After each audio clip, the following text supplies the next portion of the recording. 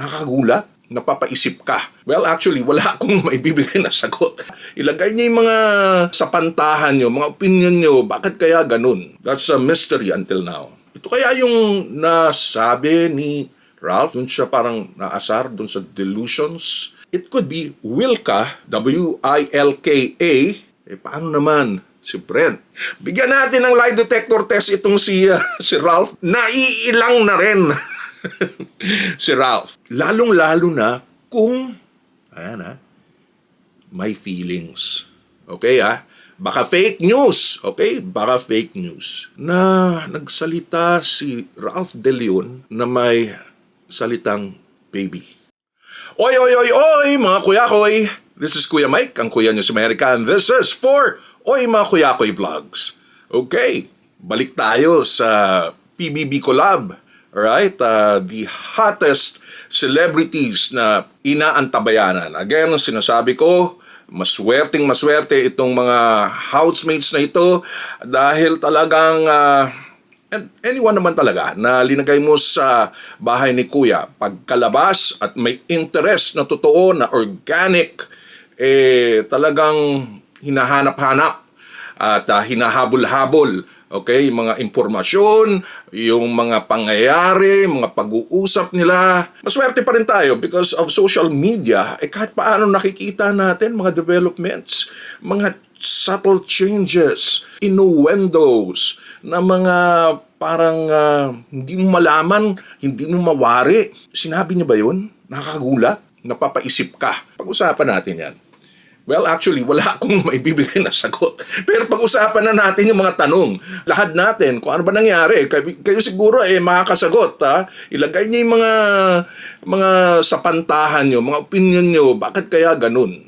Alright, number 1. Ito si Meme Vice. Ang dami ng vlogs na pumasok. No? May kay Shuvi at kay Ashley sa Pinoy Big Brother. And of course, nandun na rin si Klang, no? Pero alam ko, may vlog sila ng Dust B. Si Dustin at Bianca. At nabanggit pa nga niya ni Meme Vice na para bang after na nung shoot nila was that napapaisip pa rin siya about sa usapan nila o sa usapin nila. Lalong-lalo na kay Dustin. Ano kaya yun? Ano ba yung napag-usapan nila? Hinanakit ni Dustin? Baka ganun? Or may nabanggit siya? Kasi until now, hindi pa pinalalabas yung vlog na yun. You know?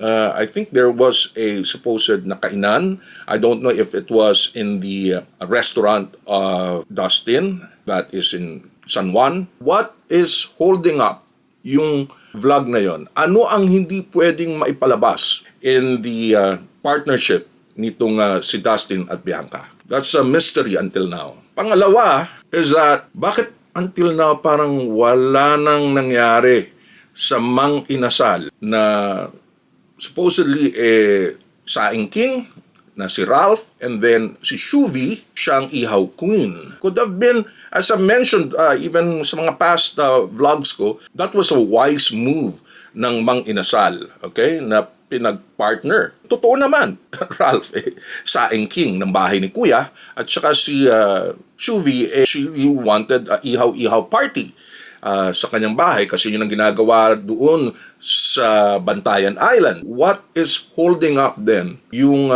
pag-launch nito officially? Parang teaser pa lang so far. Ito kaya yung nasabi ni Ralph na parang doon siya parang naasar doon sa delusions ng mga fans regarding sa pair up. Sabi ko nga, as suggested doon sa isa kong vlog, is that eventually, kung i-launch nga itong dalawa na si Ralph and Shuvi, not necessarily romantic partner, but endorsers. Eventually, ipapasok din yung kanya-kanyang supposed na ka-love team. Right now, kay Shuvi si Anthony, and then ito naman kay Ralph is si AZ. So magdadagdag lang ng mga characters, and who knows, baka magdagdag din ng pwede nilang i-endorse na ulam. Kasi nga, could be a sisig or whatever sa Mang Inasal. Mamaya mapanis na yung interest doon. I don't know. But hopefully ipalabas yun. I'd like to be optimistic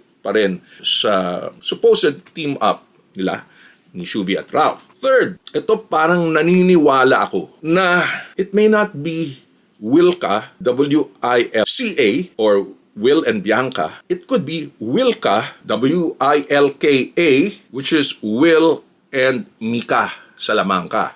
Paano naman si Brent? Kasi parang nilalabas na nila yung at parang wala namang takot, walang fear. Itong si Will, lalong-lalo na parating na yung or gagawin na yung pelikula na triangle ni Dustin, Bianca, and si Will. And consistent siya. Na doon sa bahay, kwento niya kung sino yung jojowain or sino yung totropahin. Ang jojowain niya was Mika Salamanca. And then lumabas naman yung vlog ni Mika together with Will, binigyan ng lie detector test or polygraph. And then lumabas, mukhang ang direksyon ni Will is towards Mika Salamanca. Mukhang okay lang naman kay Mika. Well, crush. So that is interesting development. Ano mangyayari kay Brent? Brent kailangan mukhang bantay-bantayan si Mika. I don't know. I don't know if that is right even for Brent na bantayan si Mika. Hindi pa naman sila officially sila. Okay? Pero that is their branding supposedly, no? We don't know kung anong patutunguhan nito, lalo na yun nga, may pelikula and then may supposedly partnership na malakas naman si Mika and si Brent. Speaking of which, polygraph test or lie detector test. Siguro bigyan natin ng lie detector test itong si Ralph De Leon. Alright, by the way, happy birthday to Ralph. Kaya pala August yung kanyang second name. Doon nga, birthday niya sa August. At kung saan nagsalita through a video at nag-greet itong si AZ. Yung sinabi niyang, walang ibang katulad mo. Okay? Yun ang pahayag ni AZ na nginitian, no? Ni Ralph. Okay? At lahat naman nag-swoon at I think this is part of the lyrics ng Naiilang. Okay? Na sinasabi, nagkaroon na ng music video itong Lejan. Hats off kay Lejan dahil I think he produced it. Pag-usapan natin yan pag nakita natin yung video. Any case, papaisip lang ako, no? Talagang marami silang TikTok, no? Very physical. Pero bakit kaya every time sa usapin o sa nag-uusap ang mga housemates, no?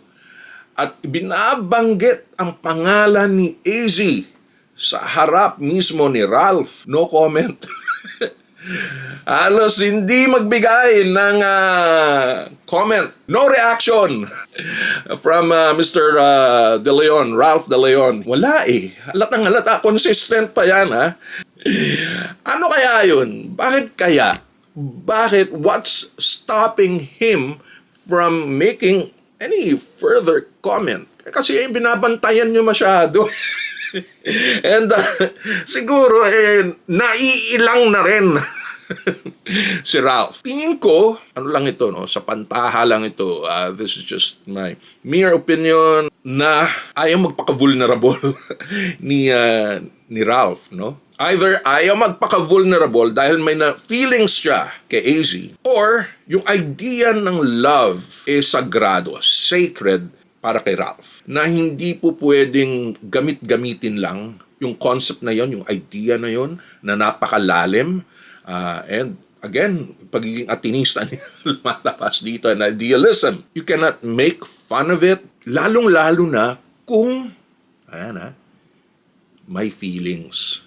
Alright? Kasi kung walang feelings, baka sakyan-sakyan lang ni Ralph. I could be wrong. Baka he's developing something.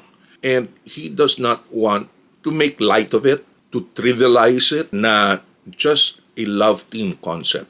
Kasi it's just weird. I mean, consistent naman supposedly sa mga physical actions, kasi hindi naman niya ginagawa ito sa ibang housemates. And yet, sa pagpapahayag, sa affirmation, pigil na pigil siya. Lalo na kung ipakita niya ito sa mga ibang housemates. Just like Dustin Ayaw niya ng mga teasings, ayaw niya ng jokes. Because, just like Dustin, nai-in-love na siya. Baka naman mag-react kayo. Ano ko lang yan, ha?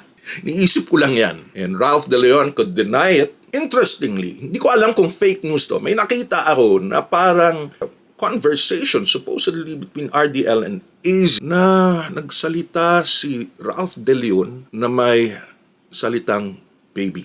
Okay, ha? Baka fake news. Okay? Baka fake news. So, ito ang mga tanong na walang sagot. Wala pang sagot. Alright? Again, ito si Kuya Mike for Oy Mga Kuyakoy. Until next time.